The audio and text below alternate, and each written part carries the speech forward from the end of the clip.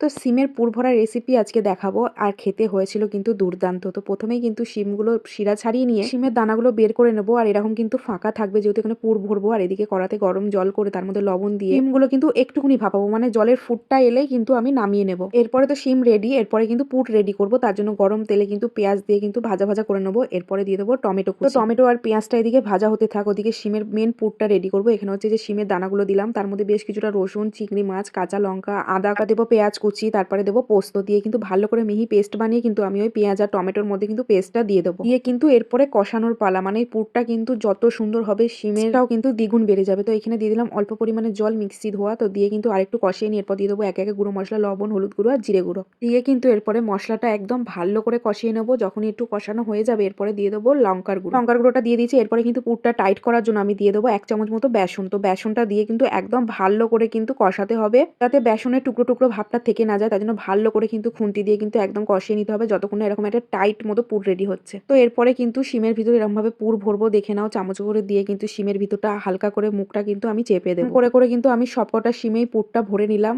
একদম দেখতেই পাচ্ছ, বুঝতে তোমাদের অসুবিধা হবে না, আমি দেখিয়ে দিয়েছি। তো চলো, আমার তো সবকটা রেডি হয়ে গেছে। এদিকে কিন্তু ফ্রাই প্যানে হচ্ছে আমি অল্প তেল দেবো, এখানে কিন্তু বেশি তেল লাগে না। তো এবার কিন্তু শিমগুলো দিয়ে আমি কিন্তু ঢাকনা দিয়ে এবার একদম লো হিটে শিমগুলো ভাজবো। তো এই যে এদিকে কিন্তু প্রায় 1 পিঠ হয়ে গেছে। এরপরে কিন্তু সবকটা শিম একদম আস্তে আস্তে কিন্তু উল্টো পিঠে করে দেবো। তো উল্টো পিঠ করে আবারও কিন্তু আমি ঢাকনা দিয়ে আর 1 পিঠ ভেজে নেবো। তো ভেজে নিলেই কিন্তু একদম রেডি পুর ভরা শিম। এটা কিন্তু গরম গরম ভাত দিয়ে দারুণ লাগবে। যারা এইভাবে খেয়েছো তারাও কমেন্ট করবে, আর যারা এখনো পর্যন্ত খাওনি তারা একবার হলেও বানিয়ে খাবে।